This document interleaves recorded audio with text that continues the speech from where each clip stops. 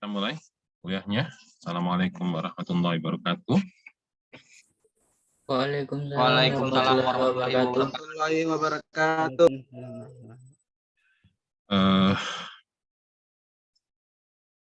Sudah absen semua di e-learning?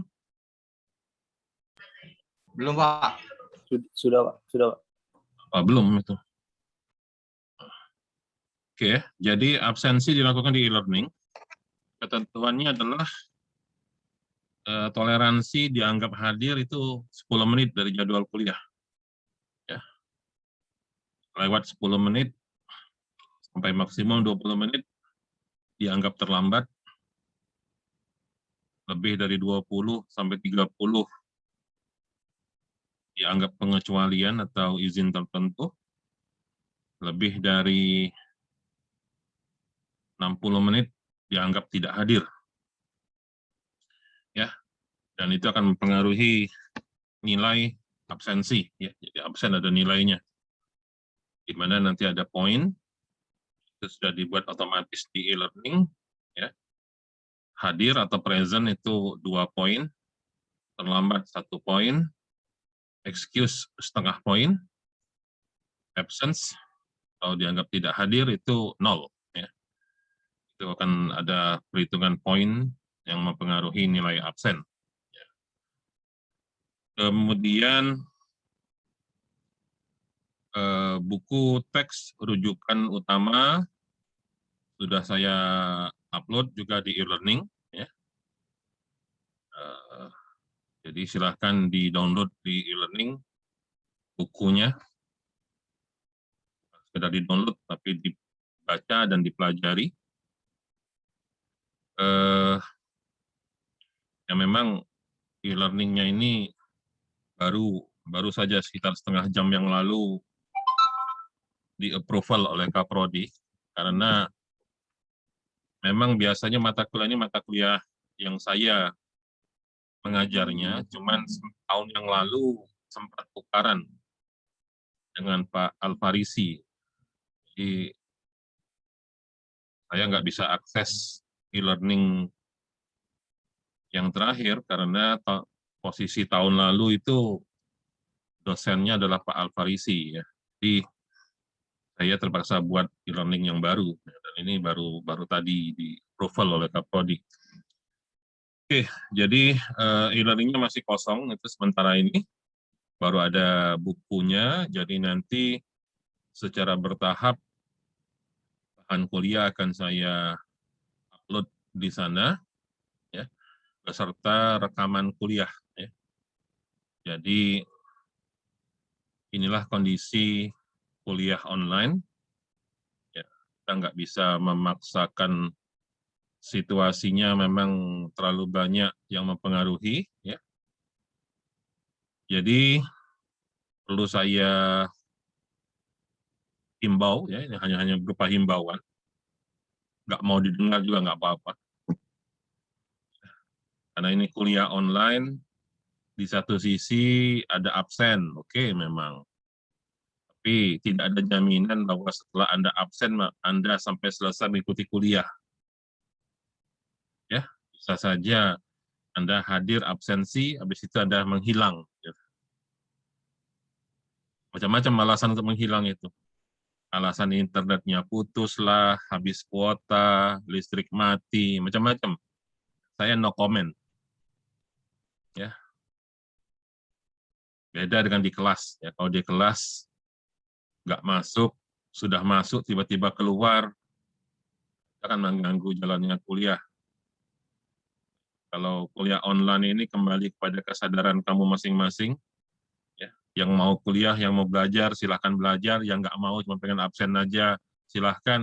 Yang nggak ngabsen juga terserah. Nah, ya, nggak ada urusannya. Jadi nggak usah tanya-nanya, Pak, kemarin listrik mati, laptop saya habis baterai, nggak ikut kuliah, minta izin, nggak usah izin-izinan. Gitu. Kamu nggak masuk juga nggak apa-apa, terserah. Bukan urusan saya. Nah, bahasa gampangnya gitu. Jadi Kamu mau belajar, ya bahkan yang masuk di Zoom ini juga belum tentu dijamin belajar. Macam-macam alasannya, Pak. Kamera saya off karena rusak, nggak bisa on kamera. Yang on kamera juga, jangan-jangan di depan kamera kamu itu kamu putar video muka kamu. Seolah-olah ada, tapi sebenarnya orangnya nggak ada. Gitu. Jadi sekali lagi ya, kuliah online ini, kamu generasi COVID ini, generasi sekolah online, kuliah online, itu kembali sepenuhnya kesadaran diri masing-masing. Ya. Kalau dulu kuliah di kelas, dosen itu berinteraksi langsung, melihat siapa yang ngantuk, gitu ya.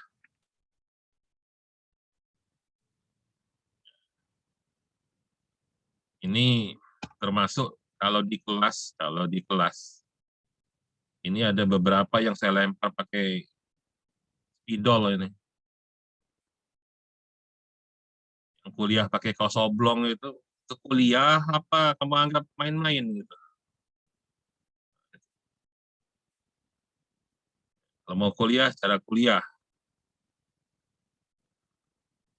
Serius. Saya aja mau ngajar berapi-rapi dulu gitu. Walaupun tidak mesti harus baju yang bagus gitu. Saya belum pernah ngajar pakai kaos oblong ya. Pakai jaket. Saya kalau datang ke kampus ngajar pasti pakai kemeja. Ini nggak ke kampus juga ngajar saya pakai kemeja. Formal gitu ya. Innama amalu biniat. Segala sesuatu mulai dari niat. Kamu niatnya apa gitu. Niatnya sekedar absen, sudah absen, pergilah gitu. Kalau niatnya nak belajar, macam mana cara belajar? Yang namanya siap untuk belajar itu macam mana? Ya, memang lokasinya ada di dalam kamar kamu, Bang, tapi kamu sedang dalam situasi sedang perkuliahan. Tetapi lah, itu saya katakan, kalau di kelas barangkali sudah ada saya lempar pakai spidol gitu ya. Kalau ada niat sekolah, masuk. Kalau serius nak belajar, belajar. Ya, oke. Ini kuliah online, ini kuliahnya kuliah online, apa daya, ya, terserah lah. Ya. Alhamdulillah masih berbaju. Daripada tidak ada berbaju, jadilah. Masih galak hadir. Sebab barangkali ada yang tidak hadir. Tahu, ada yang tidak hadir. Ini jumlah 23 sama saya, berarti 22. Tahu 22 ini full apa belum? Hadir semua apa belum? Ya. Karena semester kemarin, ya, ada satu orang mahasiswa jadi biang kerok, biang penyakit di Prodi MI ini. Ya. Ada satu orang bayar UKT, ngisi KRS, dia ngisi SIMAK, tapi tidak pernah masuk kuliah. Sekali pun nggak pernah. Seluruh mata kuliahnya E semua. Memang dianya nggak lulus, tapi dia ngerusak kelas dan ngerusak situasi belajar mengajar di prodi gitu. Dan itu calon-calon orang yang bakal drop out. Persoalannya bukan sekedar dia si mahasiswa yang drop out, tapi dengan ada mahasiswa yang drop out, maka kualitas program studi yang akan diukur dengan akreditasi itu jelek. Jadi program studinya jelek, fakultasnya jelek, universitasnya juga jelek. Itu sebab kita ini nggak pernah naik akreditasinya, bertahun-tahun B terus, nggak pernah jadi A. Karena kita tiap tahun selalu ada yang drop out. Selalu ada yang drop out. Belum pernah kita tuh satu angkatan masuk utuh tamat semua. Dan masih banyak yang tamat, kalaupun tamat, itu melewati masa studi. Ingat ya, program kamu diploma, kurikulum kamu 3 tahun atau 6 semester.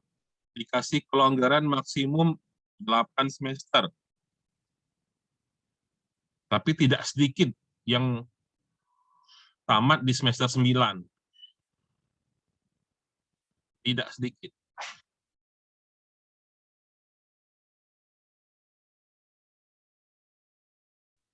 Sekarang aja saya punya satu orang mahasiswa bimbingan skripsi, ya sudah 8 bulan hilang. Tahu-tahu baru muncul kemarin. Baru muncul awal Agustus. Yang mana seharusnya 31 Juli yang lalu habis jatah 8 semesternya. Harusnya sekarang drop out, tapi karena ada kebijakan pimpinan bahwa boleh mengajukan perpanjangan 1 semester. Baru datang lagi ke saya, Pak, minta tanda tangan, mohon rekomendasi pembimbing untuk perpanjangan masa studi. Gitu. Ya. Orang-orang seperti itu, sekalipun dia akan tamat, tapi sudah mencoreng nama baik program studi, fakultas, dan universitas. Karena nanti kalau kita itu diperiksa oleh kementerian untuk akreditasi, penilaian kita jadi buruk.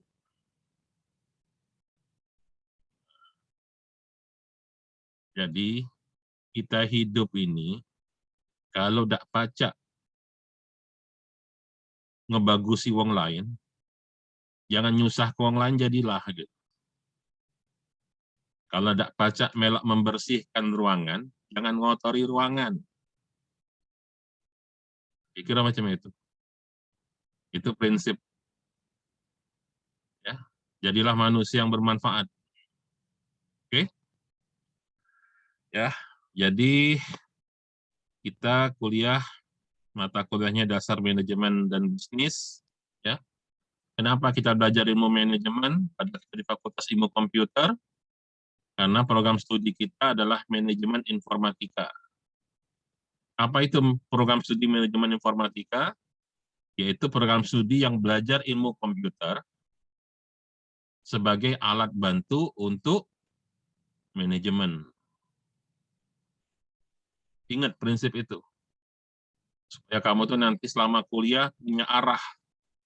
Ya, logika berpikirnya bahwa saya belajar ilmu komputer.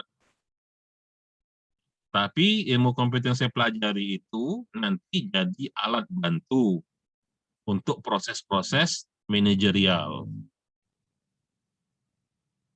Ya, itu akan beda dengan misalnya orang program studi teknik komputer. Ya. Orang teknik komputer itu pelajarannya mirip-mirip pelajaran teknik elektro. Dia belajar komputer, ya hanya untuk komputer. Jadi kalau punya kawan di prodi teknik komputer, mereka belajar ilmu komputer demi komputer.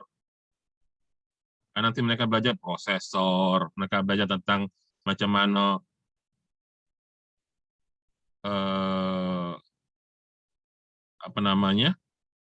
robot bekerja. Mereka belajar macam mana mengendalikan putaran motor misalnya. Itu memori komputer itu macam mana dibesai caranya.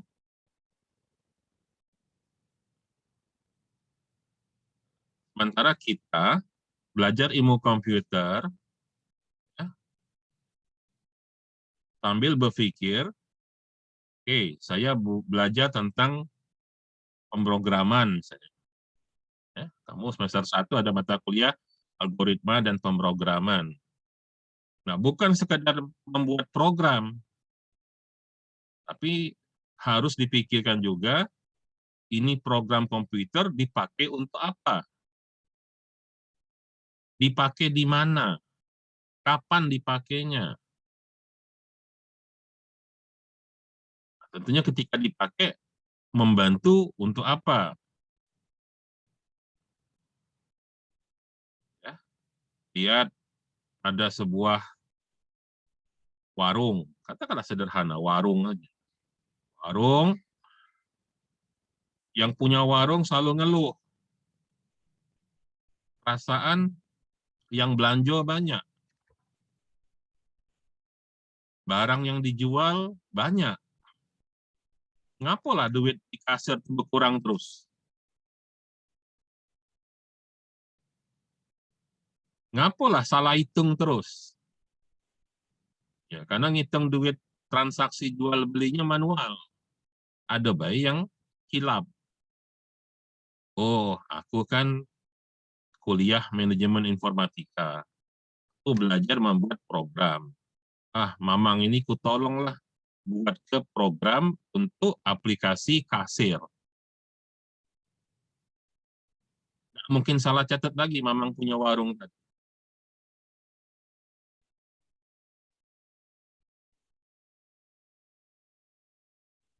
Punya bisnis. Alangkah mahalnya nak iklan nih. Punya bisnis nak jualan. Terserah jualan apa, jualan jilbab misalnya. Jualan baju. Ternyata tiap kali nak promosi, nak iklan. Iklan di mana? Iklan di TV mahal. Iklan radio, yo sekali-sekali boleh lah. Tapi mana tiap hari nak masang iklan radio, enggak. Anggap juga. Lama-lama banyak. Iklan koran, mahal-mahal bayar koran, apa uang tuh baca koran kalau enggak juga sekarang. Kalau macam itu, coba iklankan pakai internet. Aku sudah belajar cara buat website. Mari kita buat website. Kaget websitenya pacak ngelink ke Facebook, Instagram, Twitter.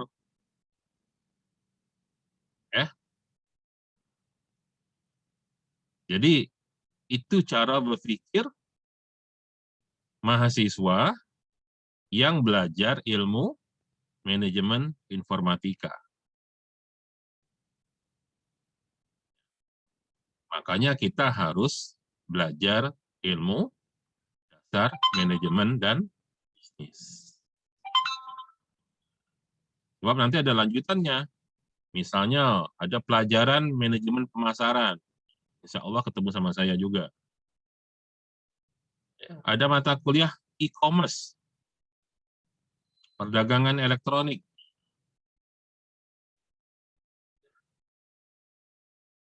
Ada mata kuliah akuntansi. Kalau akuntansi itu dipakai buku untuk buat catatan transaksi jual beli, tadi contoh mamang di warung tadi tuh, ada yang sisip lupa tidak nyatet. Atau kalau angka telah kebanyakan, begitu dijumlahkan, ada yang hilap ngitung. Kalau banyak ngitung, 2 tambah 3, 7. Gitu. Ini hilap tadi. Ya. Jadi, sekali lagi, manajemen informatika itu, kamu pikirkan, nanti apapun nanti belajar mata kuliah apapun, maka cara berpikirnya bagaimana menerapkan ilmu komputer dalam kegiatan proses manajerial. Oke ya, saya tidak hadir di acara PK2, ya. Jadi barangkali belum diperkenalkan, nggak tahu waktu di acara PK2 diperkenalkan ada dosen-dosen, ya. Tapi waktu itu saya juga jadi pengawas USM. Nggak tahu di kelas ini ada nggak yang kira waktu ujian USM-nya dengan saya waktu itu. Kalau yang waktu itu ujian USM-nya dengan saya, mungkin wajah saya sudah sempat dilihat, ya. Oke, ya. Nama saya Muhammad Ihsan Jambak. S1 saya Teknik Elektro, ya. Dan saya generasi tua. Mungkin seumuran dengan orang tua kamu, ya. Karena anak saya 2 orang, dua-duanya sudah sarjana semua. Jadi kalau kamu itu anak tua, kemungkinan saya lebih tua dari orang tua kamu. Tapi kalau kamu anak bungsu, barangkali ya seumuran lah. Gitu. Jadi saya S1 saya dari Unsri juga, Fakultas Teknik, jurusan Teknik Elektro. Saya dulu angkatan 86. Kalau ada orang tua kamu kuliah di Unsri, angkatan 86, berarti seangkatan dengan saya. Ya. S2 saya ada 2, alhamdulillah. Ya. Yang satu komputer, MSc IT Management. Saya tamat dari Universiti Teknologi Malaysia. Jadi dari program studi saya ada kelihatan ya, bahwa bidang ilmu saya itu bidang ilmu IT, tapi IT yang khusus untuk manajemen. Jadi ya memang itulah ilmu yang harusnya untuk prodi manajemen informatika gitu. Akan beda dengan prodi informatika saja gitu. Kalau informatika memang belajarnya bukan program tok. Informatika, computer science ya. Orang teknik informatika. Kamu itu manajemen informatika. Ya. Jadi S2 saya MSc IT Management dan saya juga MM ya, Magister Manajemen dengan konsentrasi manajemen sumber daya manusia. Oke, berikutnya ini pengalaman kerja saya. Ya, jadi saya bukan dosen pegawai negeri sipil. Saya bukan dosen PNS. Saya dosen tetap non PNS. Saya bukan PNS. Karena saya pensiunan Telkom. Ya. Jadi dulu saya pegawai Telkom. Jadi kalau tadi foto saya ini memang saya nggak punya foto pakai toga Unsri, ya karena saya tidak sempat wisuda di Unsri ketika tamat S1. Karena dulu saya ikatan dinas dengan Telkom, saya dapat beasiswa Telkom. Ya, setelah saya selesai sidang sarjana, seminggu kemudian sudah harus berangkat ke Bandung masuk pendidikan Telkom. Jadi saya nggak sempat wisuda di Unsri. Maka sampai sekarang saya nggak pernah punya foto pakai toga Unsri. Ya, jadi saya dulu pegawai Telkom, 18 tahun saya kerja di Telkom. Bentar.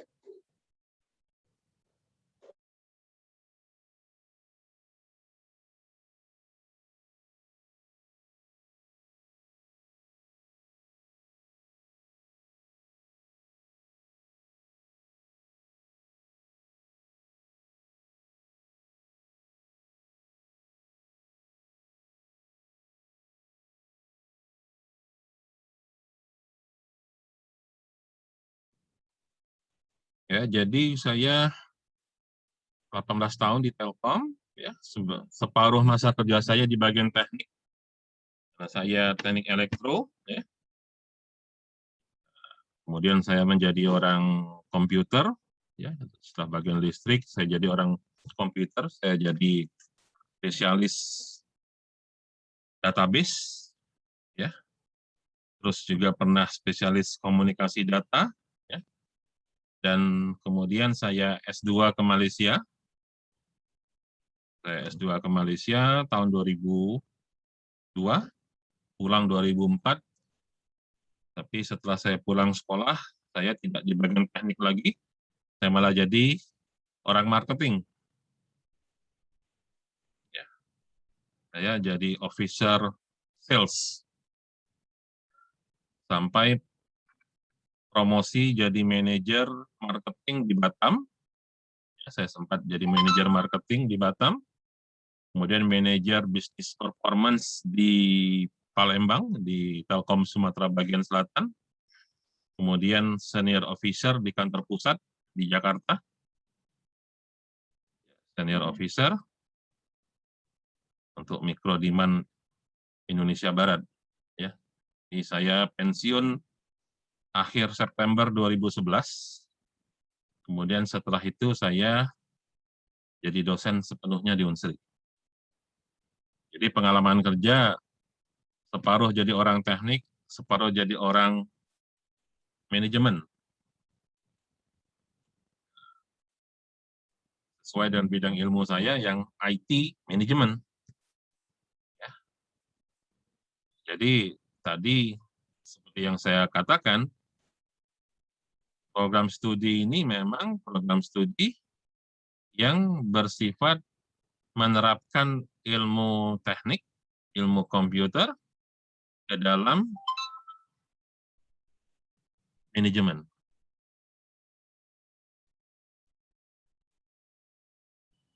Reza Argi Pratama. Ya, Pak. Ngapain kamu? Nggak ada, Pak. Kamu ngapain? Ya, nggak apa-apa, Pak. Ya, kamu cakap kaki gigit dengan siapa itu? Enggak apa sih, cuma gini doang, Pak.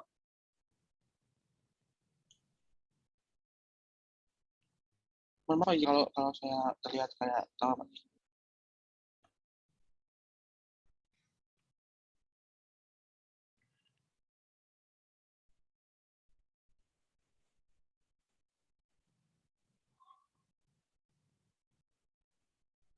Kalau di kelas saya lebih suka ada orang masuk, habis itu duduk di pojok, tidur. Saya lebih suka yang begitu. Jangan ganggu orang lain. Kalau perlu nggak usah masuk sekalian.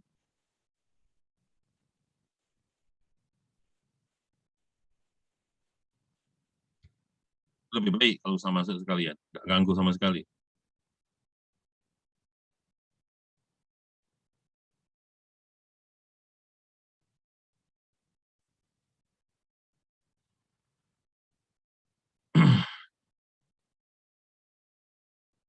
Oke, sekali lagi, prinsip saya bilang tadi itu. Ya. Kalau nggak ikut membersihkan ruangan, jangan ikut ngotorin. Prinsipnya itu.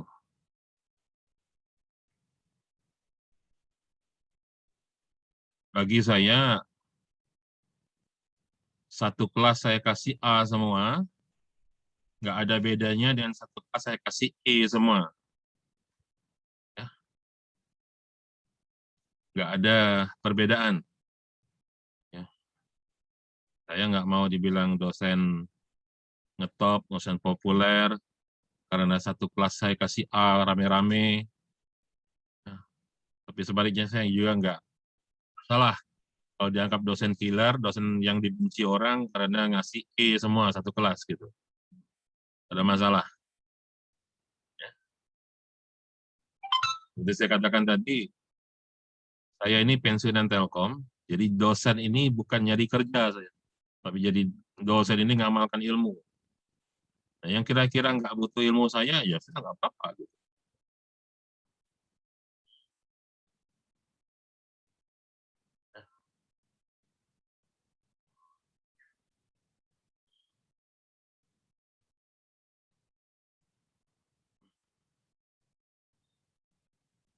Baik, kita masuk ke materi kita, ya. Materi pertama dari buku karangan Robin, ya, Stephen Robin dan David DeCenzo. Ya. Bukunya sudah ada di e-learning, silakan di-download. Ya. Kemudian saya tidak akan detail semua, yang penting-penting saja yang saya jelaskan, ya, yang pokok-pokoknya. Ya. Selebihnya silahkan kamu dalamin sendiri. Itulah perbedaan cara belajar di perguruan tinggi banding dengan di SMA. Ya. SMA kamu bisa bilang, bab ini atau subbab ini belum diterangkan. Pelajaran kita baru sampai sini, belum sampai sana. Kalau di kuliah tidak ada itu ya. Itu kewajiban Anda sendiri untuk mendalami. Karena tidak akan pernah cukup waktu kita yang hanya berapa menit gitu untuk membahas secara mendalam semua. Ya. Yang penting-penting saja yang akan saya sampaikan, selebihnya baca lagi bukunya, dalamin lagi isinya, dan pahami. Walaupun barangkali nanti materi yang diajarkan hanya katakanlah seperempat dari isi bab, ya, tapi yakinlah ujiannya sampai terakhir ada semua. Ya, itulah bedanya kuliah dengan sekolah. Ya, baik, kita mulai bab 1 tentang dasar manajemen ini. Kita mulai dari mana hadirnya manajemen ini, ya. Di mana manajemen itu akan hadir jika ada yang namanya organisasi. Mari kita mulai dari definisi organisasi. Ini yang penting untuk kamu pahami sebagai fundamental yang pertama, sebelum kamu lanjut ke bagian itu. Apa itu organisasi? Mungkin secara umum kamu sudah pernah dengar ya beberapa pendapat yang menjelaskan tentang apa arti organisasi. Umumnya orang akan mengatakan ya definisi organisasi itu adalah sekumpulan orang-orang yang bekerja bersama-sama untuk mencapai tujuan bersama. Itu umumnya begitu. Kalau kamu buka buku-buku, terutama buku-buku berbahasa Indonesia, ya lebih kurang begitulah. Atau kamu cari di internet definisi organisasi, ya mungkin bahasa umumnya demikian. Organisasi adalah sekumpulan orang-orang yang memiliki tujuan yang sama. Nah, di sini saya ingin garis bawahi beberapa hal. Pertama, sekumpulan orang-orang. Sekumpulan orang-orang. Jadi organisasi itu pasti orang-orang. Maksudnya orang-orang tuh di situ adalah jamak. Bukan tunggal. Tidak ada organisasi yang anggotanya cuma satu orang. Dia ketua, dia bendahara, dia wakil ketua, dia sekretaris, dia anggota. Tidak ada, itu bukan organisasi namanya. Pasti organisasi itu lebih dari satu orang. Artinya apa? Artinya jika kamu masuk sebuah organisasi, yakin dan bersiap diri, kamu akan berhadapan dengan orang banyak. Kamu akan berurusan dengan orang banyak.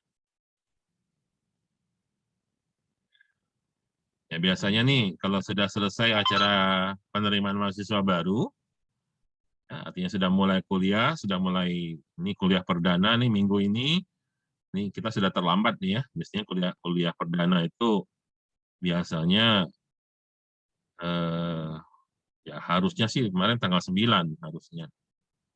Karena USM itu terlambat, mundur, sehingga PK2 juga mundur gitu. Nah, kalau sudah normal kuliah, biasanya nggak lama lagi, kemungkinan September atau pertengahan September, unit-unit kemahasiswaan mulai bergerak nih, biasanya nih. Lama lagi mulai ada acara-acara penerimaan anggota, baik untuk himpunan jurusan, ya. Kalau di diploma ada Himdiko, ya, atau di BEM, ya, untuk pengurusan BEM, Badan Eksekutif Mahasiswa, atau ada yang namanya Badan Otonom Mahasiswa, ya, BO. Ya, kalau di Fasilkom kita punya BO WiFi. Itu organisasi mahasiswa yang bergerak di bidang keagamaan.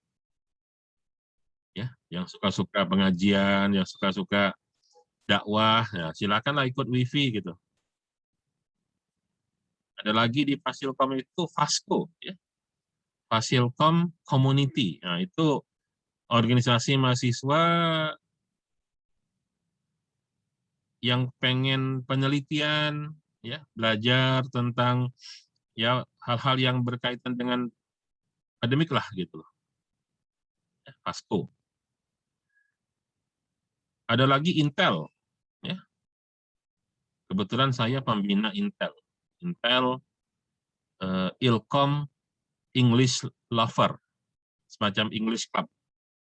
Yang senang belajar bahasa Inggris atau ingin meningkatkan kemampuan bahasa Inggris, ikut BO Intel. Ya nanti belajar ini bahasa Inggris. Di situ ada debate, ya, ada newscaster, ya, jadi pembawa berita, latihan kosakata bahasa Inggris, main Scrabble, dan sebagainya. Ya. Nah, Intel ini kita tahun ini mau join event kerjasama dengan Malaysia mengadakan FEF, ya, Fasilkom English Festival, lomba-lomba dalam bahasa Inggris. Masih banyak lagi organisasi yang lain, Pramuka misalnya, ya, di level universitas kita punya gugus depan. Ada lagi Yes itu yang entrepreneur Sriwijaya yang suka bisnis, ikut klub entrepreneurship, kewirausahaan. Apapun itu organisasi, ya. Dan ingat, ketika kamu masuk dalam sebuah organisasi, kamu akan berhadapan dengan banyak orang. Karena tadi definisinya adalah sekumpulan orang-orang. Ya. Jadi yang pertama garis bawahi definisi organisasi adalah sekumpulan orang-orang. Artinya orangnya banyak. Poin kedua dari definisi tadi adalah sekumpulan orang-orang yang punya tujuan yang sama. Jadi organisasi itu pastikan kamu masuk dalam sebuah organisasi, pastikan tujuannya sama. Kalau di kelas, kuliah normal, nih kuliah di kelas, saya selalu menyuruh kamu tanya kawan sebelah duduk sebelah itu apa tujuan kamu ke sini. Barangkali kan kamu ini kan bukan dari SMA yang sama, bukan dari kota yang sama, belum kenal semua barangkali. Tiba-tiba tergabung di kelas MI angkatan 2021. Berarti kamu masuk dalam sebuah organisasi yang disebut mahasiswa angkatan 2021. Ada ketua kelasnya, ada wakil ketuanya, barangkali. Siapa tahu Pak ada bendaharanya, barangkali ya. Dari situ udah kelihatan bahwa kamu tuh ada dalam sebuah organisasi. Tapi yakinkah kamu berada dalam satu organisasi? Coba tanya kawan kamu tuh, apa tujuan kamu masuk sini? Sama nggak dengan tujuan kamu? Coba cek, yang salah tujuan kawan apa tujuan kamu kalau berbeda?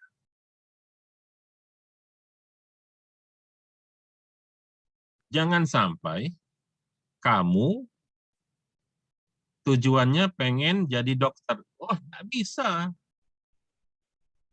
Nggak akan dapat tercapai tujuan jadi dokter di sini. Salah masuk artinya.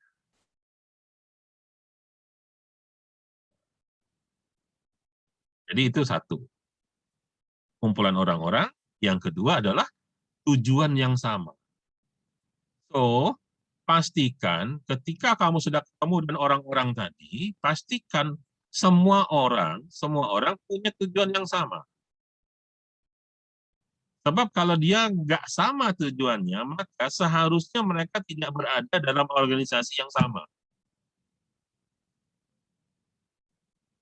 Jadi sebenarnya kalau dalam partai,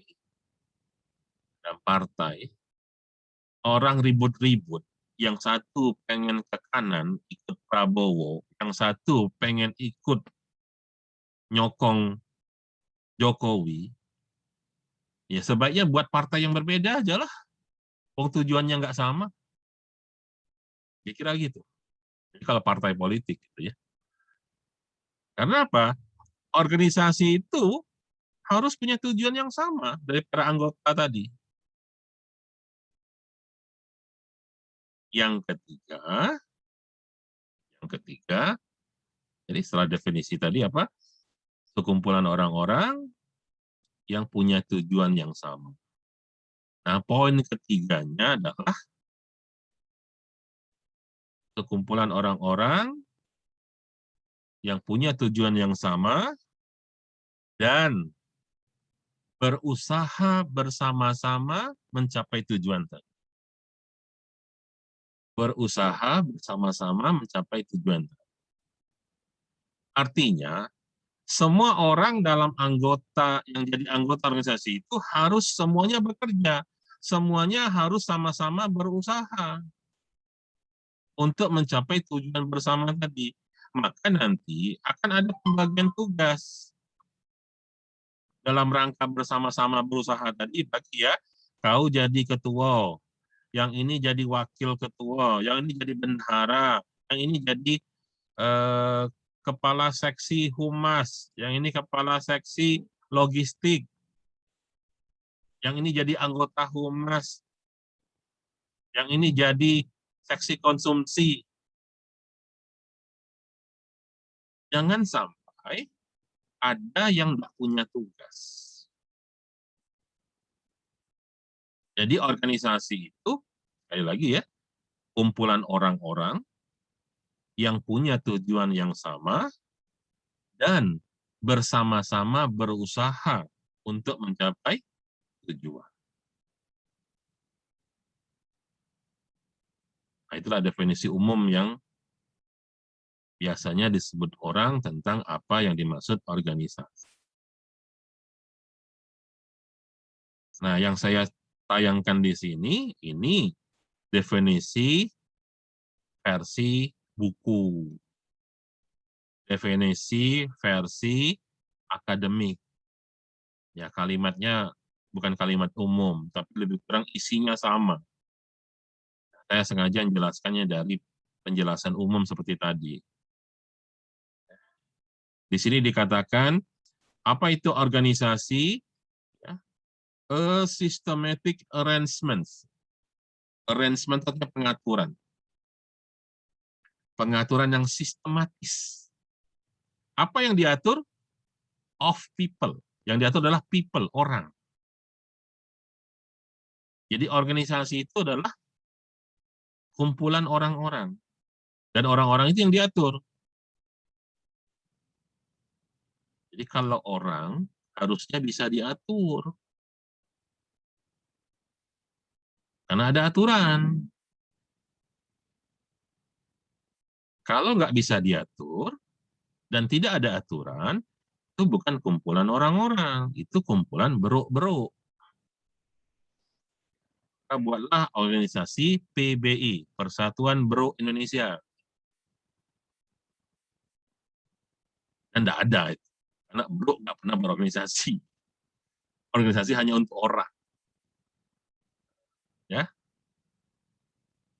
Jadi, organisasi adalah pengaturan yang sistematis terhadap orang-orang. Untuk apa diatur? Brought together. Bahasa Inggris brought together artinya dibawa bersama-sama. Jadi aturan itu akan membawa kita secara bersama-sama. Kemana dibawanya? To accomplish. Untuk mencapai some specific purpose. Untuk mencapai beberapa tujuan-tujuan spesifik. Tujuan-tujuan tertentu. Saya ulangi definisi ini. Menurut buku, pengaturan sistematis terhadap orang-orang untuk dibawa bersama-sama menuju penyelesaian pencapaian tujuan tertentu. Nah, itu lebih kurang sama maknanya dengan tadi yang saya katakan, sekumpulan orang-orang yang punya tujuan yang sama dan bersama-sama berusaha untuk mencapai tujuan. Nah, kita tahu bahwa organisasi itu ada dua macam. Ada namanya organisasi profit, ada organisasi non-profit. Apa itu organisasi profit? Organisasi profit adalah organisasi yang mencari keuntungan. Apa itu? Organisasi bisnis, perusahaan. Sementara yang non-profit adalah organisasi yang tujuannya bukan mencari keuntungan. Misalnya lembaga swadaya masyarakat, misalnya LSM, ya, himpunan mahasiswa, itu organisasi tidak mencari keuntungan. Tapi kalau bikin perusahaan, harus untung. Tidak ada bikin perusahaan seperti panti asuhan. Enggak. Perusahaan itu cari untung. Ya. Jadi itulah definisi organisasi. Ya. Dari sini kita bisa lihat ada 3 ciri utama dalam organisasi. 1, ya, ada tujuan, 2, ada struktur, 3, ada orang. Sebenarnya tadi penjelasan saya sudah menyebutkan itu semua. Ya. Ada orang, sudah yang pertama. Yang kedua ada tujuan, ada goal, sudah tadi. Dan ada pengaturan, atau arrangement, atau sistematika. Itulah disebut dengan struktur, tata aturannya. Ada ketua, ada wakil ketua, ada yang jadi bendahara. Nah, itu namanya pengaturan. Ya. Jadi kalau kita gambarkan lebih kurang seperti ini. Ya. Di sini dikatakan, kalau kita mau lihat apakah itu organisasi apa bukan, lihat, ada nggak 3 hal ini? Kalau ada 3-tiganya, maka itu adalah organisasi. Pertama, ada tujuan apa tidak? 2, ada struktur nggak? Maksudnya struktur, ada aturannya nggak? Kalau suka-sukanya aja, bebas-bebas saja, itu bukan organisasi. Organisasi itu ada aturan. Ada strukturnya. Yaitu tadi, sistematikanya. Ada arrangement-nya, pengaturannya. Dan yang ketiga, tentunya ada tujuan, ada struktur, tapi kalau nggak ada orang, ya percuma. Harus juga ada people-nya. Inilah 3 karakteristik utama dari sebuah organisasi. Kita lihat ke orangnya, manusia yang ada dalam organisasi, ya, manusianya itu. Ya. Nah, orang-orang yang ada dalam organisasi, kita bedakan menjadi 2 perannya. Balik ke penjelasan saya yang awal tadi. Saya katakan apa? Organisasi adalah sekumpulan orang-orang yang punya tujuan yang sama dan sama-sama berusaha untuk mencapai tujuan. Sama-sama berusaha mencapai tujuan. Kalau definisi yang bahasa Inggris tadi apa? A systematic arrangement of people. Pengaturan sistematik terhadap orang-orang. Untuk apa ada pengaturan itu? Brought together, yang membawa, brought together, bersama-sama. Ya, pengertian bersama-sama atau together itu maknanya apa? Maknanya semua orang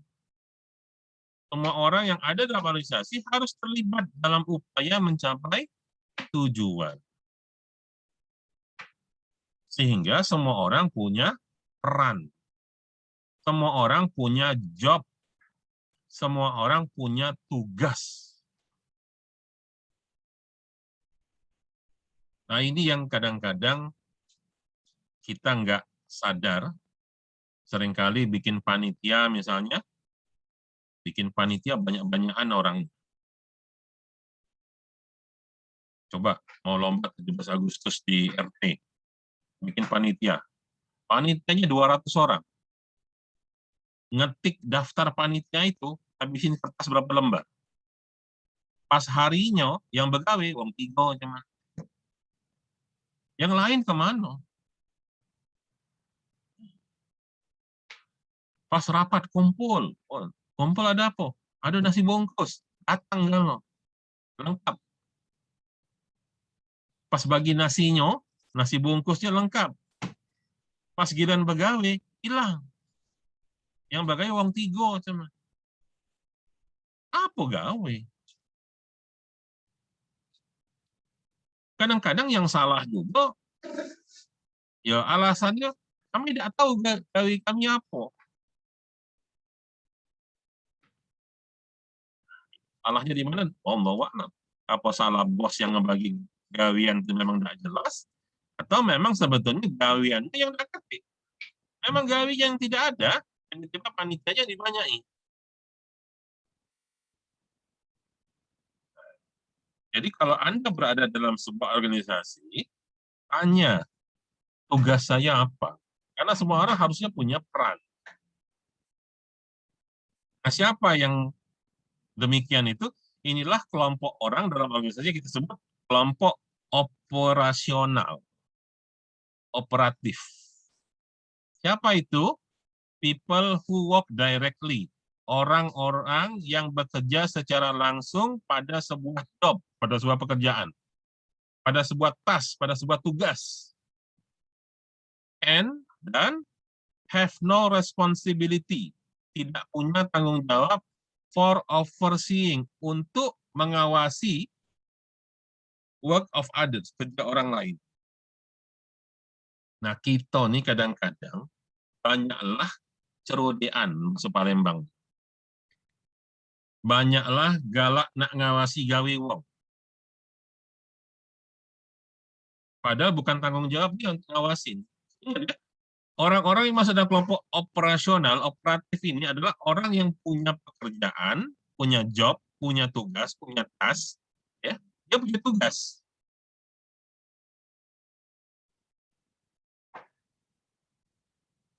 Tapi di sisi lain, have no responsibility for overseeing, tidak punya tanggung jawab untuk mengawasi kerjaan orang lain. Sekarang contoh, kita kuliah, maka setiap orang di sini, kamu semua ini, masing-masing individu, masuk kelompok ini, operatif ini. Apa tugas kamu? Belajar. Kalau ada tugas dari dosen, kerjakan tugas tersebut.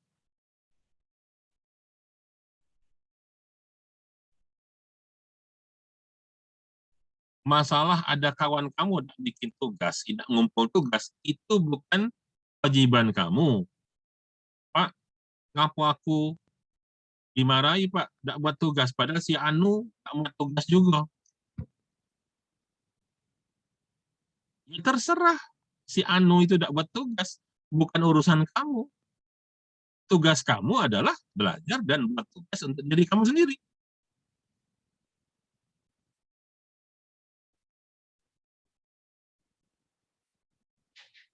Kadang-kadang mahasiswa itu galak ngurusin wong lain.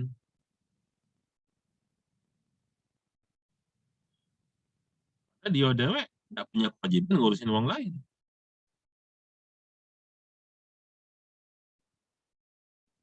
Kecuali kalau kamu punya jabatan yang namanya manajer. Siapa itu manajer? Manajer adalah individu dalam organisasi yang secara langsung memerintah kegiatan orang lain. Nah, itu baru. Jadi dalam sebuah organisasi, setiap anggota pasti masuk salah satu dari ini. Apakah dia masuk dalam kelompok operasional, operatif, apakah dia masuk dalam kelompok manajer. Kalau dia operasional, dia begawe ya sendiri, tidak perlu ngawasi gawean orang lain. Kalau dia jadi manajer, selain dia punya tugas individu, dia juga bertugas ngawasin orang lain. Jadi tidak ada cerita dalam sebuah organisasi ada orang yang nggak punya pekerjaan. Kalau dalam organisasi ada orang yang nggak punya pekerjaan, ada yang salah di situ. Apakah memang tidak dibagi pekerjaan, atau pembagian pekerjaan yang tidak merata, sehingga ada yang dapat tugas, ada yang tidak dapat tugas, atau memang orang itu tidak melaksanakan tugasnya.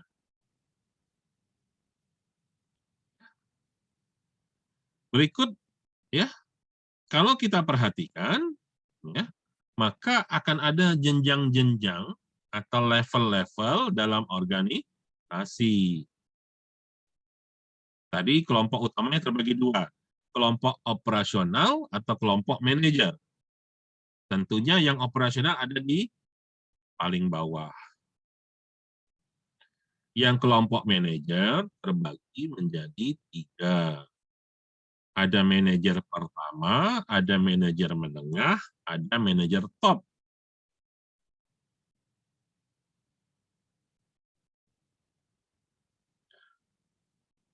Inilah namanya struktur. Inilah pengaturannya, di mana beberapa orang operasional diawasi oleh satu orang manajer pertama. Beberapa manajer pertama diawasi oleh satu orang manajer menengah. Beberapa manajer menengah diawasi oleh satu top manajer.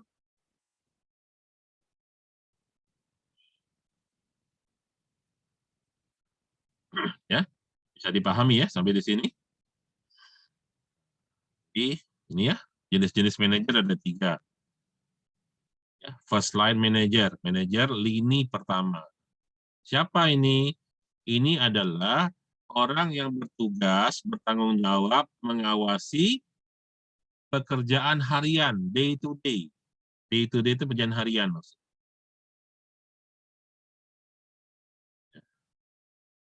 Terhadap para pekerja. Aktivitas operatif dari para pekerja. Ya, kalau di pabrik, semua orang kerja, maka akan ada pengawas di pekerjaan tersebut. Ya, tinggal nama jabatannya apa, ada yang nyebutnya supervisor, ada yang nyebutnya kepala seksi, dan sebagainya. Pokoknya dia adalah bos pertama. Nah, bos pertama itu ada bosnya lagi, itu namanya middle manager. Ya, tugas dia yang ngawasi manajer pertama tadi. Dan dia menjadi penghubung manajer pertama ke top manajer. Sebenarnya manajer middle ini yang paling enak. Dia terjepit di tengah-tengah. Dia harus ngurusin operasional dan juga harus ke atas, ke top pimpinan. Ya, yang paling enak tuh jadi top manager. Ya. Oke. Jadi biasanya top manager dia hanya ngurusin sesuatu yang bersifat pengambilan keputusan. Ya, jabatannya. Nah, kembali lagi tadi ya ke definisi organisasi. Organisasi kumpulan orang-orang yang memiliki tujuan yang sama dan bersama-sama berusaha untuk mencapai tujuan. Jadi ada keinginan untuk mencapai tujuan. Ada upaya untuk mencapai tujuan. Oke, sekarang kita pakai contoh seperti apa yang namanya mencapai tujuan. Ya,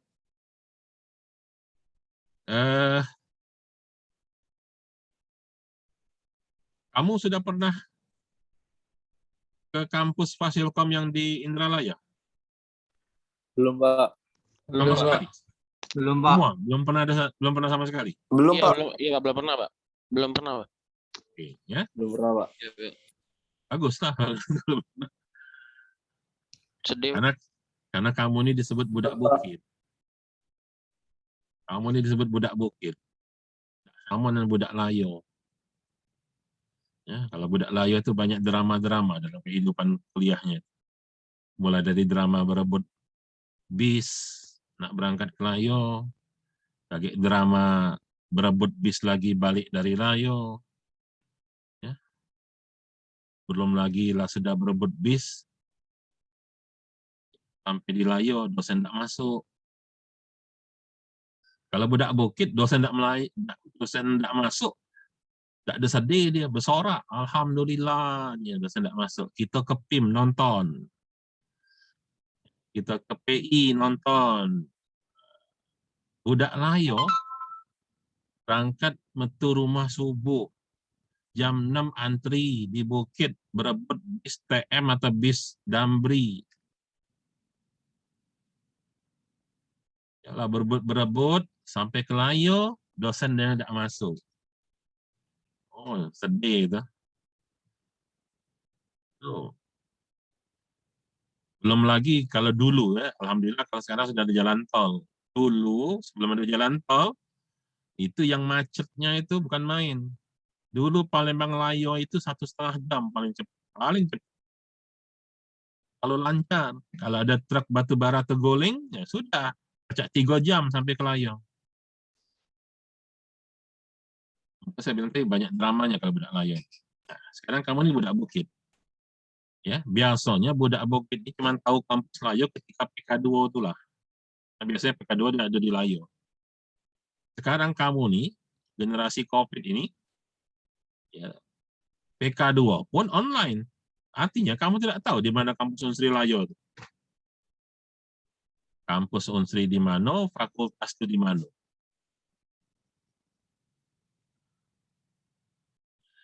Misalkan, saya kasih tugas nih.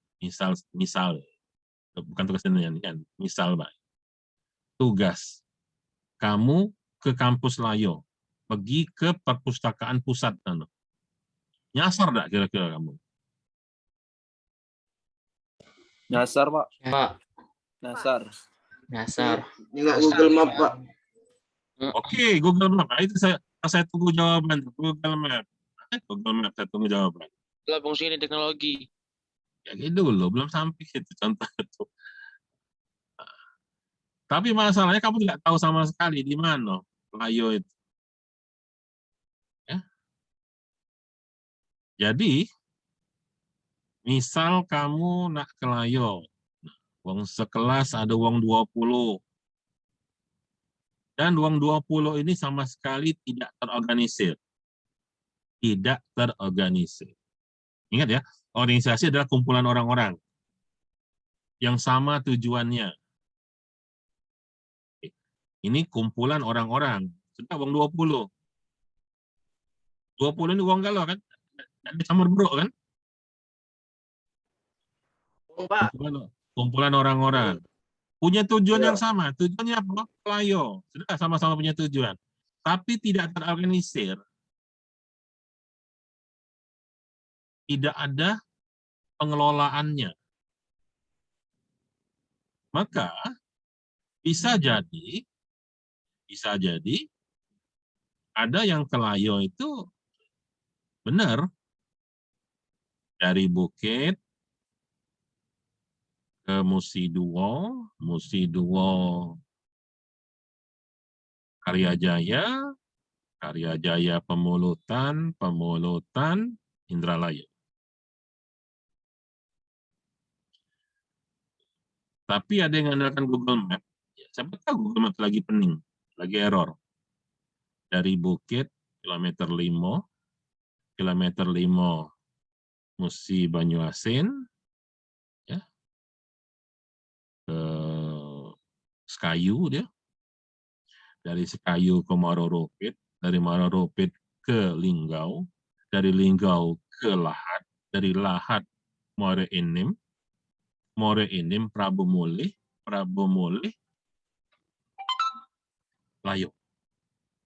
Sampai tidak di Layo.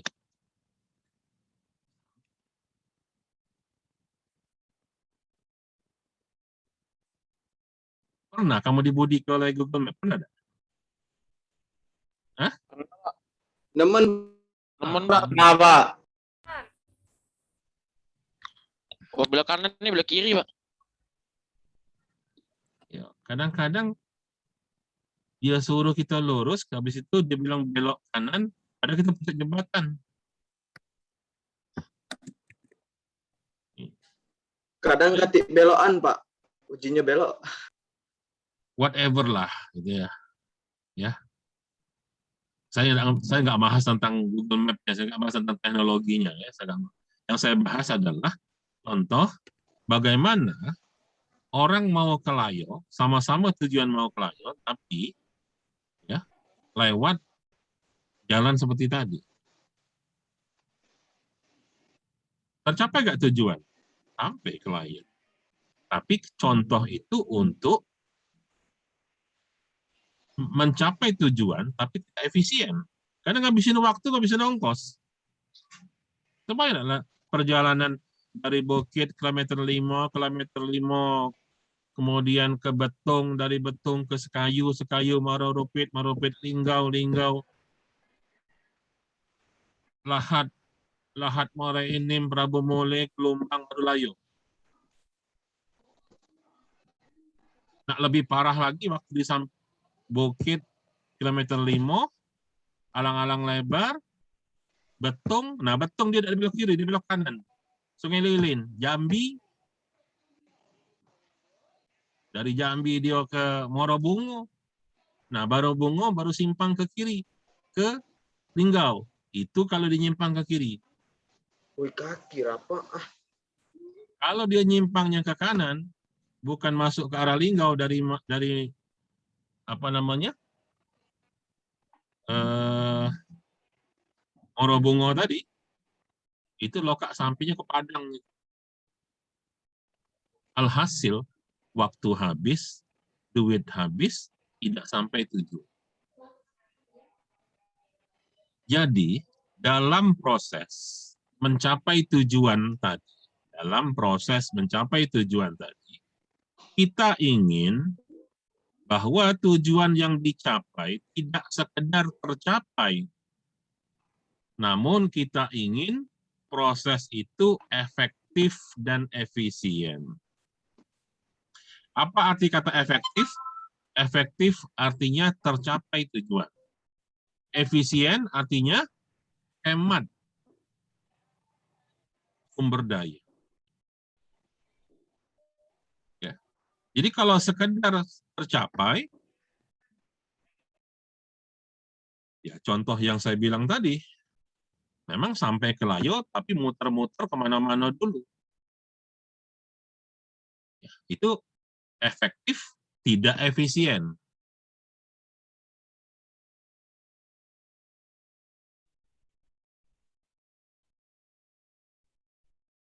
Yang parah adalah tidak efektif, tidak efisien. sudah habis duit banyak, waktu lama, nggak sampai ke Layo. Itu tadi. Yang saya bilang malah sampai ke Padang tadi deh. Atau ada yang mau berhemat. Supaya hemat ongkos, nggak usah banyak duit, habis, kita naik angkot sampai Karyajaya, baik. Sampai Terminal Karyajaya. Hemat sih. Cuma nggak pernah sampai ke Layo. Itu efisien tapi tidak efektif namanya. Ya. Nah, disinilah kita butuh hadir yang namanya manajemen.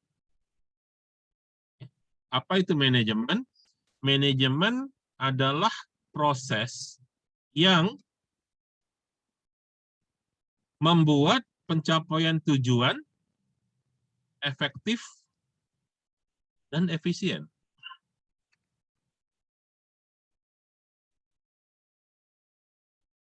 Jadi saya ulangi sekali lagi, manajemen itu apa? Manajemen itu adalah proses yang membuat pencapaian tujuan efektif dan efisien.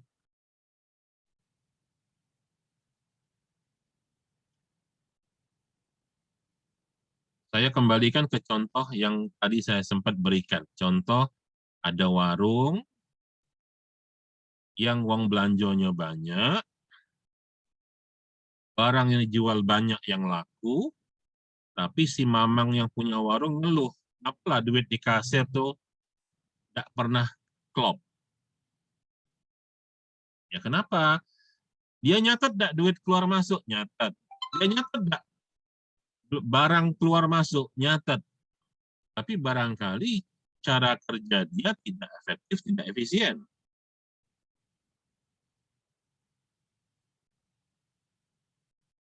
Ya.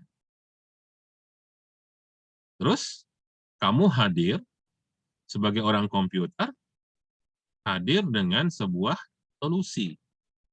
Pak atau mamang ku buat ke aplikasi kasir.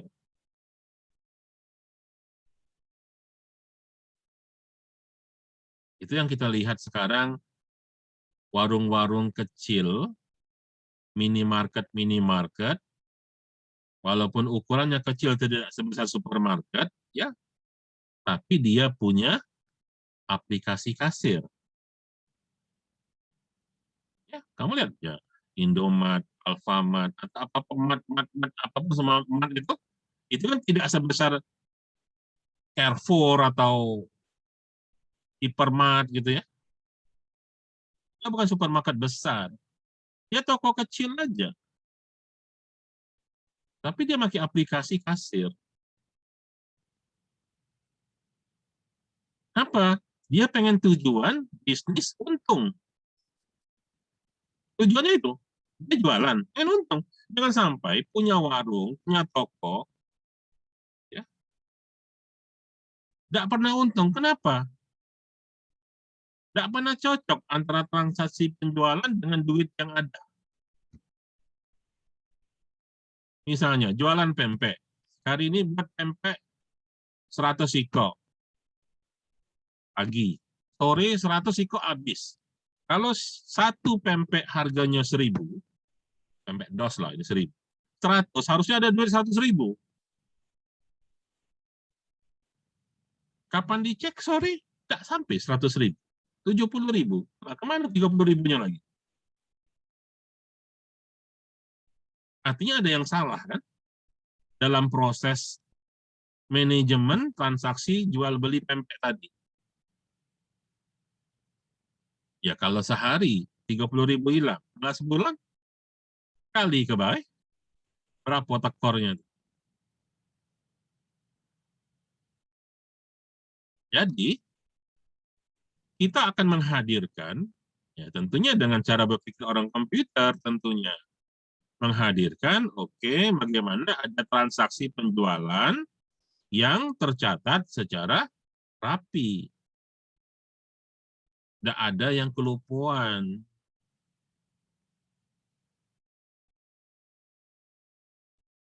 Jadi sekali lagi manajemen itu hadir dalam organisasi, di mana manajemen akan membantu para anggota organisasi ketika mereka bersama-sama berusaha untuk mencapai tujuan itu, maka tujuan itu dapat diraih secara efektif dan efisien. Itu kata kuncinya yang perlu menjadi fundamental yang harus kita pahami. Saya jujur saja masih prihatin dengan mahasiswa MI, ya, terutama ketika mereka buat tugas akhir, buat skripsi. Karena kebanyakan mereka ketika buat tugas akhir, alasan mereka itu masih nggak jelas kenapa dia buat sebuah program, kenapa dia buat coding, kenapa dia buat aplikasi itu. Ini yang saya harapkan terbentuk di kalian pola pikir ini. Jadi saya ulangi, saya garis bawahi. Selanjutnya, mau belajar apapun nanti, ya, mau belajar apapun mata kuliah, belajar basis data, belajar analisa perencanaan, belajar pemrograman, belajar bikin web. Ya. Tugas kamu itu tidak berhenti sampai sekedar bahwa kamu tahu teknologinya. Yang jauh lebih penting adalah setelah bisa menguasai teknologi itu dipakai untuk apa?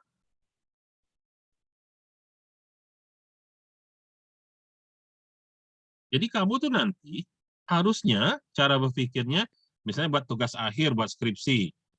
Tugas akhir saya adalah membuat suatu aplikasi web yang dapat digunakan untuk meningkatkan penjualan. Nah, misal. Saya membuat aplikasi yang bisa digunakan untuk melakukan promosi iklan. Nanti belajar mata kuliah manajemen pemasaran, digital marketing misalnya. Pemanfaatan teknologi sosial media untuk promosi penjualan. Nah, itu bahasanya.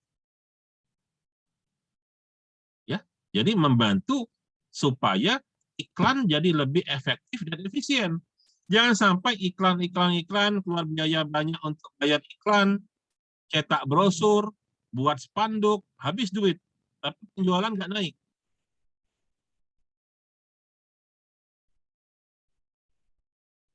Tuh, ya. Jadi sekali lagi saya ingin menggarisbawahi tentang makna efektif dan efisien. Ya, efektif itu artinya mencapai tujuan, gampangnya itu. Kalau di sini dikatakan efisien artinya apa? Means doing the thing correctly. Efisien artinya melakukan sesuatu secara benar. Melakukan sesuatu secara benar.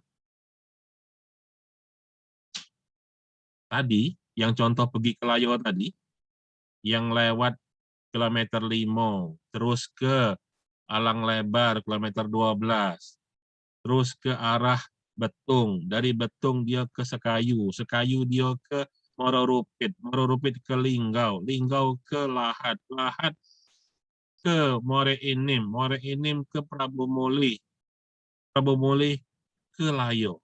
Benar tidak yang dilakukan? Benar. Kenapa? Karena dia sampai ke Layo. Tapi tidak efisien. Tidak efisien. Ngabisin ongkos, ngabisin waktu.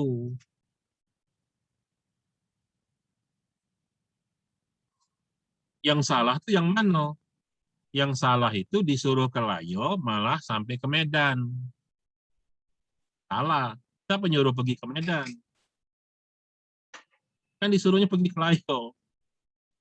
Atau disuruh pergi ke Layo, tidak sampai ke Layo, cuma sampai di Karyajaya baik. Depan terminal dia berhenti, ngopi di situ. Katik guna.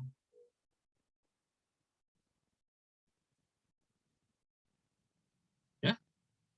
Jadi efektif itu sampai ke tujuan. Efektif means doing the right thing. Efektif artinya melakukan sesuatu hal yang benar. Efisien, caranya yang benar.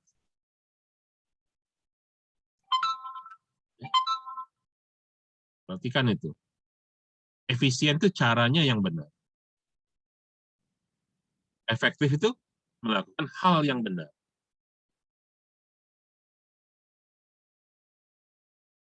Ya. Nah, persoalannya adalah dua hal ini, antara efisien sama efektif, tidak selalu seiring setujuan. Tidak selalu searah. Ini menjadi sebuah tantangan bagi kita. Ketika kita mau meningkatkan efisiensi, artinya ingin berhemat, biasanya efektivitas berkurang. Sebaliknya, ketika kita ingin meningkatkan efektivitas, biasanya kita nggak bisa hemat. Nggak bisa efisien. Biasanya. Nah, tantangannya adalah kita harus mencari di mana titik temu, titik keseimbangan antara efisiensi dengan efektivitas.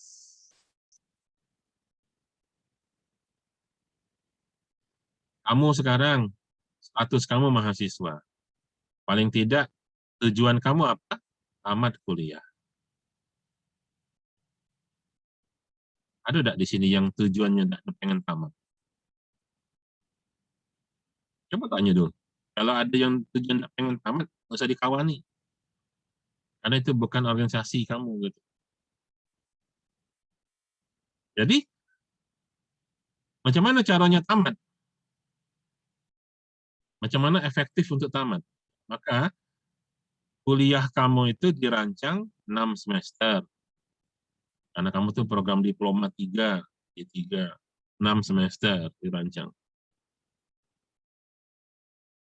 Jadi idealnya 6 semester.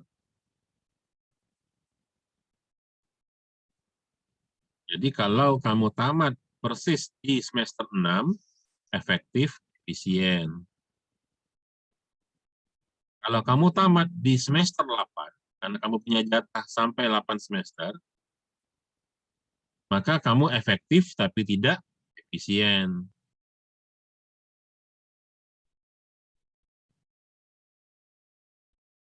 Dari mana ukurannya? Ya paling gampang ukur efisien pakai duitnya lah. Kamu 1 semester 5,6. Ya. 1 semester 5,6. 5,6.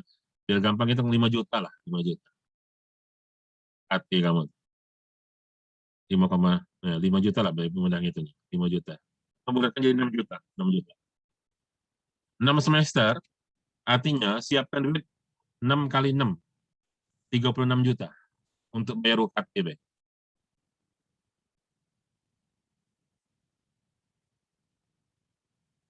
Jadi kalau kamu tamat 6 semester, alhamdulillah efektif, tercapai tujuan, dan efisien. Cuma 6 semester bayar. Kalau tidak tamat Pak, 6 semester macam mana? Boleh, kamu baca sampai 8 semester, berarti harus nambah 12 juta lagi. Ya jelas kan? Efektif, tapi tidak efisien. Yang parah, sudah habis 8 semester, sudah 8 kali bayar UKT. 8 kali 6, drop out pula. Nggak tamat. Itu tidak efektif, tidak efisien. Pak, kalau macam itu, macam mana caranya efektif, efisien, hemat duit, Pak? Tamat, bayar UKT 2 semester baik. 2 kali 6 juta. Itu bukan tamat. Kuliah cuma 2 semester namanya DO.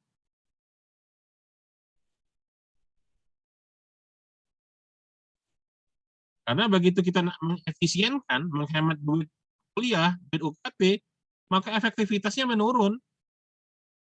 Hemat sih, cuma bayar dua semester baik, tapi tidak tamat. Nah. So, pikirkan macam mana kamu mulai sekarang. Jadi selesai, hura-hura lulus SMA, hura-hura lulus masuk perguruan tinggi. Habis masa itu sekarang. Tugas kamu memikirkan macam mana kamu memanage kuliah kamu supaya tamat efektif, efisien. Pikirkan proses kuliah ini macam mana, kamu tamat, biaya tidak besar, dan paham. Kenapa saya bilang dan paham? Ada mahasiswa tamat, sampai dia tamat, dia wisuda, otaknya kosong.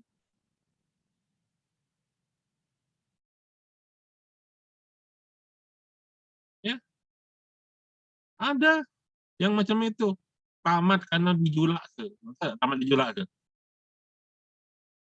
Sebab kalau dia tidak tamat, jadi DO.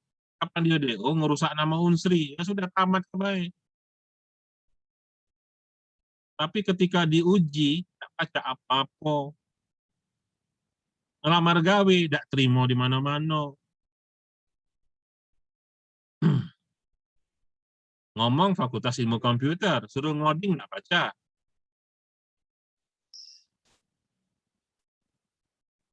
Katanya belajar analisa dan perancangan, disebut analisis, tak ngerti.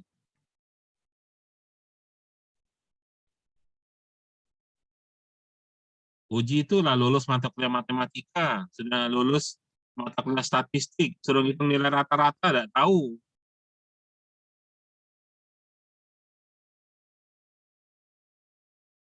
Jadi, manajemen ini penting dalam hidup. Dan ilmu manajemen itu berlaku untuk apapun. Ya.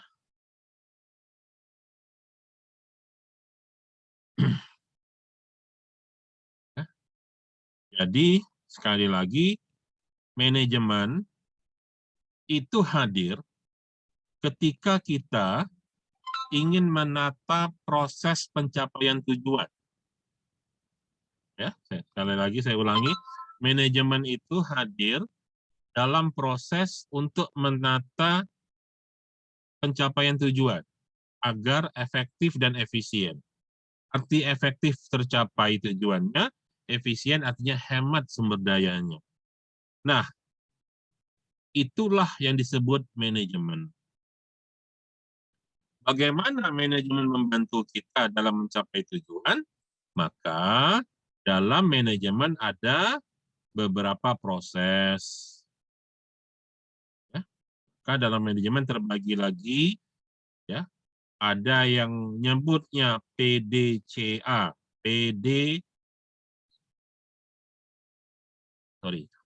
ganti istilahnya ya, jangan pakai PD ya.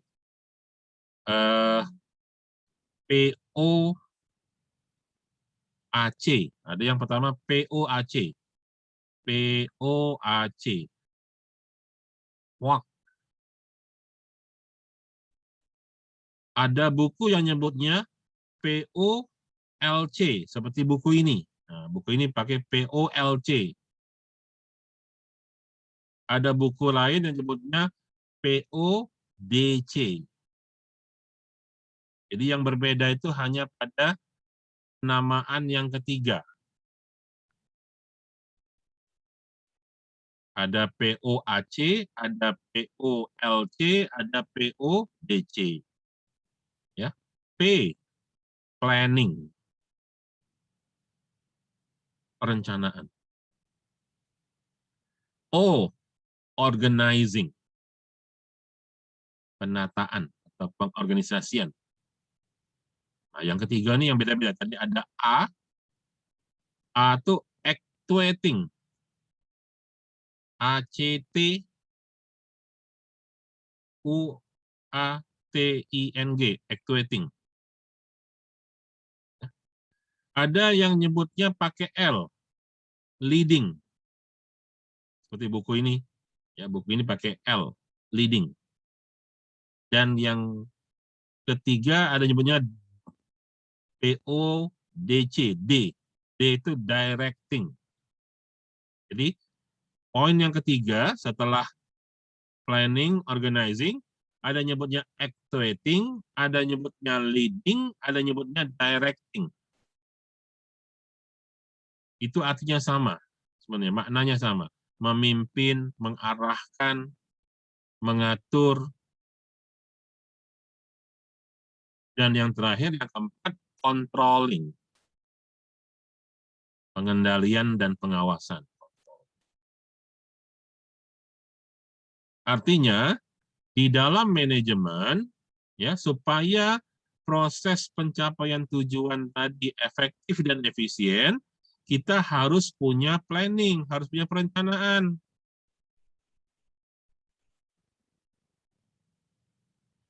Setelah nyusun rencana, maka akan ada penataan atau pengorganisasian terhadap apa yang mau kita laksanakan tadi.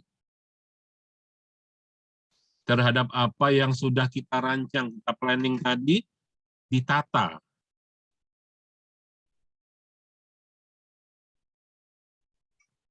Nah, dalam proses penataan, perlu ada yang memimpin. Kenapa? Karena ini banyak orang. Kan organisasi itu adalah kumpulan orang-orang. Pasti orangnya lebih dari satu. Banyak orang. Kalau banyak orang, harus ada yang memimpin. Dalam Islam itu ada hadis, ya. Hadis sahih hadisnya. Apa kata Rasulullah? Jika kamu musafir lebih dari 2 orang, ya sudah 3. Kalau 3, pilih 1 jadi pemimpin. Sebab kalau 2 orang mau ke kanan ke kiri terserah, yang satu pengen ke kanan, satu pengen ke kiri, nggak ada masalah. Dia punya jalan hidup masing-masing. Tapi kalau sudah 3 atau lebih, maka di situ harus dipilih seorang pemimpin. Harus ada yang memimpin. Itu hadis itu. Maka tidak mungkin kita ngumpul rame-rame, terus tiba-tiba masing-masing jalan sendiri-sendiri. Enggak, harus ada dipilih siapa jadi pemimpin di situ. Maka butuh leader. Butuh orang yang memberikan arahan, director.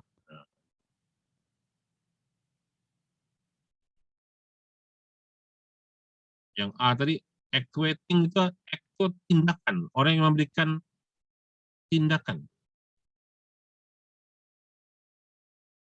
Jadi setelah buat perencanaan, planning, harus ada penataan, organizing. Dalam proses itu butuh seorang pemimpin, harus ada kepemimpinan di sana, leading.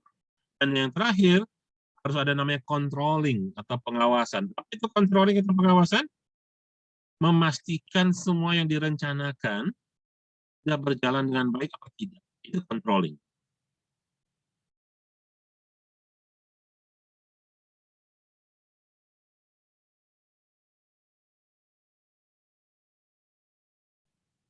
Inilah manajemen. Ya.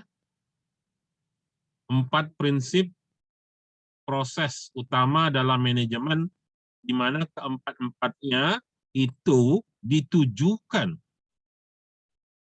agar pencapaian tujuan efektif dan efisien. Segalanya dimulai dari planning.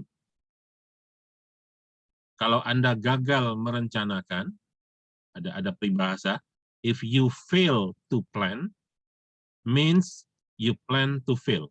Kalau Anda gagal merencanakan, itu sama dengan, atau artinya sama dengan Anda merencanakan kegagalan. Kalau gagal merencanakan, itu berarti Anda merencanakan untuk gagal. Sekarang, rencana kamu tentang kuliah kamu apa? Ayo buat rencana.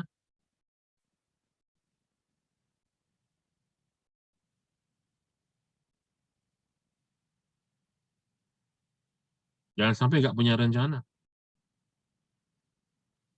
Mikir skripsi mulai kapan? Kalau skripsi masih kejauhan, Pak, ayolah. Jangan sampai nanti kamu ladas, tahu-tahu minggu depan sudah ujian akhir semester. Kamu tahu nggak tanggal berapa kita UAS? Belum tahu, Pak. Tahu, Pak. Lah, mestinya di PK2 kan ada kalender akademik. Ya, kamu dengan sekolah itu ada jadwal kalau. Ya, kemarin misalnya, ya saya termasuk orang yang tidak setuju UN itu dihapus.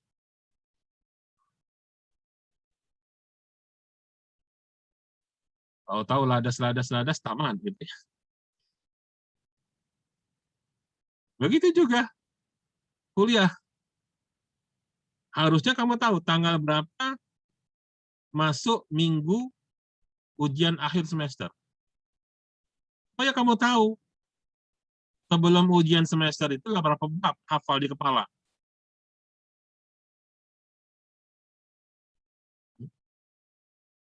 Jangan sampai jadwal ujian saja tidak tahu, termasuk persiapan ujiannya kapan.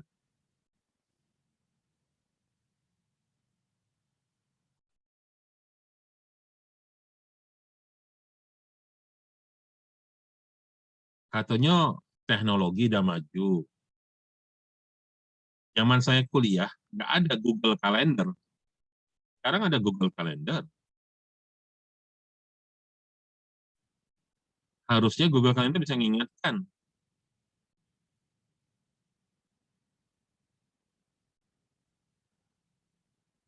Ya. Oke. Inilah bagian utama yang perlu saya jelaskan. Ya. Ini baru 11 slide dari 44 slide bab 1. Ya, seperti saya bilang, yang dijelaskan paling cuma 25%. Benar kan? Persis kan? 11/44. Ini bagian utamanya. Selebihnya kamu belajar dewek. Dalemin lagi. Tinggal karena berikutnya itu tinggal penjelasan-penjelasan. Kalau kamu paham prinsip yang saya jelaskan tadi, insya Allah selebihnya kamu paham.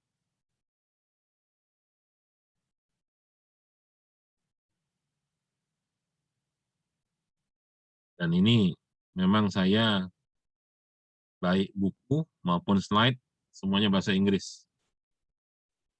Mahasiswa. Bahasa Inggris itu bahasa dunia. Bukan bahasa asing. Kamu tuh hidup di dunia apa bukan? Aduh, asing lagi bahasa Inggris. Bahasa asing itu bahasa Perancis, bahasa Cina, nah itu bahasa asing, bahasa Jepang. Nah, bahasa Inggris ini bahasa dunia.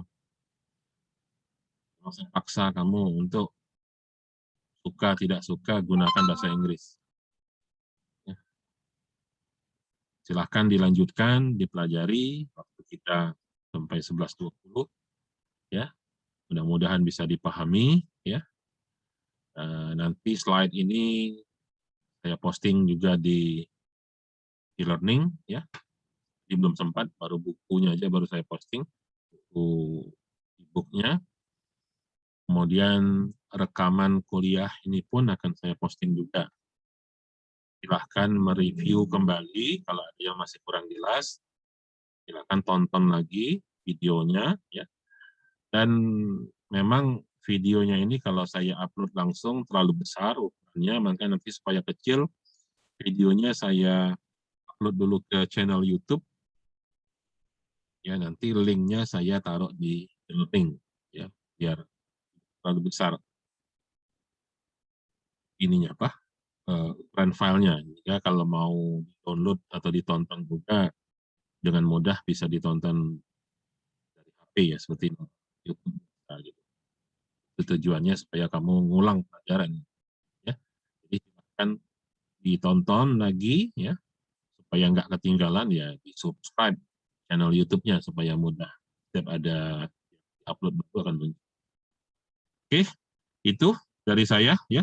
Ada yang mau ditanyakan sebelum kita akhiri? Hah?